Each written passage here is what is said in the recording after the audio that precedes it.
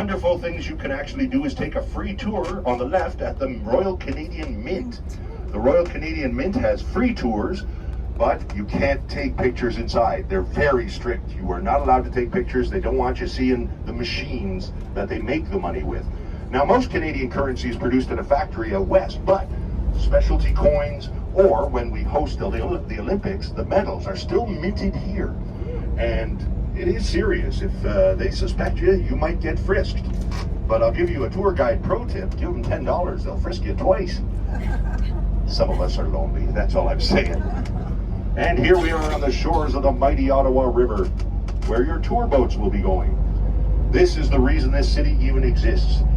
It was because of this river that the first lumber baron, Philemon Wright, started his lumber camps and started sending the logs downstream. Oh, and of course the Saudi Arabian embassy, one of the richest embassies in the city. You get the impression they got some money. And of course Samuel de Champlain, 400 years ago, came down on boats to interact with the tribes of the indigenous peoples who lived here. And we'll talk a bit more about them later. Now we're coming up on the left. It looks like a smaller version of Buckingham Palace, but that is the central hub of our science in Canada, the National Research Council. If you've ever seen the hydraulic arm on the International Space Station, that was created here in partnership with NASA, along with other amazing scientific Canadian achievements, the zipper, the heart pacemaker, and for medical reasons, the push-up bra, created there. Okay, I didn't lie about that part, that's true. Back pain, you know. Anyway, so now John Diefenbaker Building, our former City Hall. It's not our City Hall anymore. That's because it's sinking. Yes, many buildings were constructed before they took into account that we did used to be a swamp. So over decades, it goes down a couple of centimeters. So we moved out as a municipal building. We still rent it out. It's still office space. But we have a new City Hall on Elgin Street, which we'll pass a little later on. Coming up, the French Embassy, for the finest in cuisine and art. Not like I know, they never invite me, but still. Now, you shutterbugs will want to have your cameras at the ready, because maybe slow down a bit, Justin, just a little bit, because we're about to pass 24 Sussex, the historical home of Canada's Prime Minister. Now it's being renovated, so Mr. Carney is actually at a guest cottage on the Rideau Hall premises, but here, protected by a crack team of security spruce trees, is the central home of our Prime Minister, Mark Carney. And once a year, you're allowed to go up and knock on the door. Can you guess what day you're allowed to go knock on the door? April Fools. Very good, Laurel. No, that's a good one. Sorry? Halloween. You win it, you win this time. Yes, Halloween, my friends.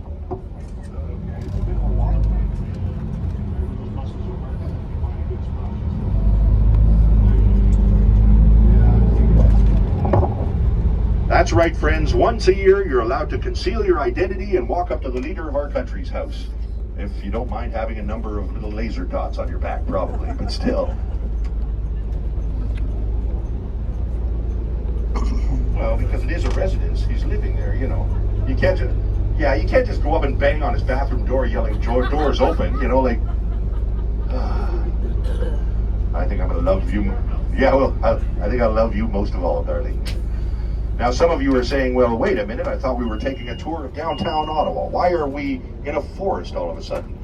That's by design also. This is part of the National Capital Greenbelt, my friends. Have any of you in your lives lived in a city with a pulp mill? Or with factories? Or with anything that fills the air with orange-green smoke and stinks like heck?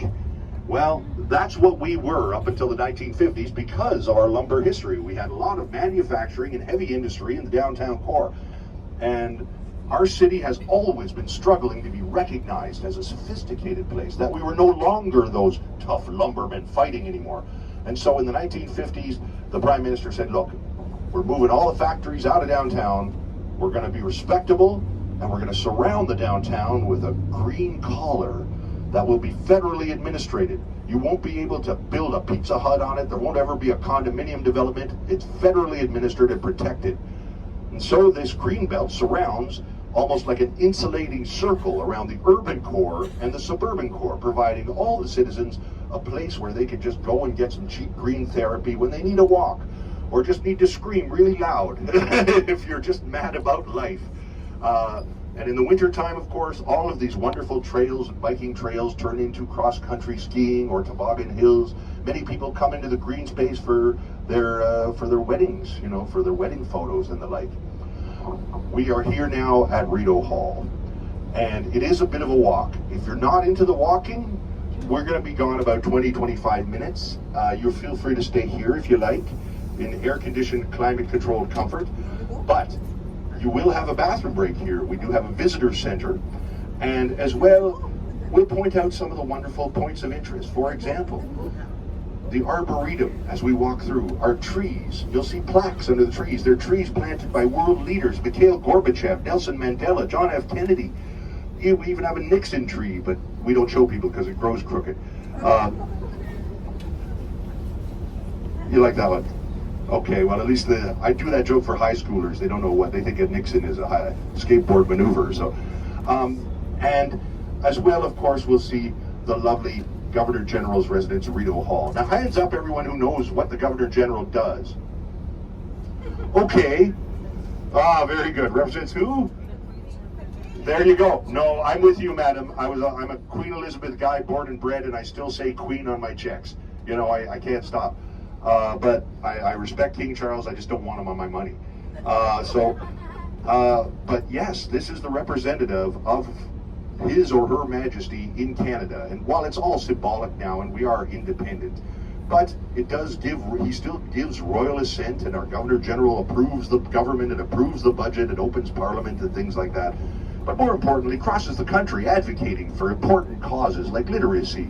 And let's say you did something, or let's say this young lady did something heroic. You saved a puppy from a lawnmower or something, I don't know. You could get the Order of Canada Award for courage, and they would present it to you in the grand ballroom of Rideau Hall on national television, and we would all be excited.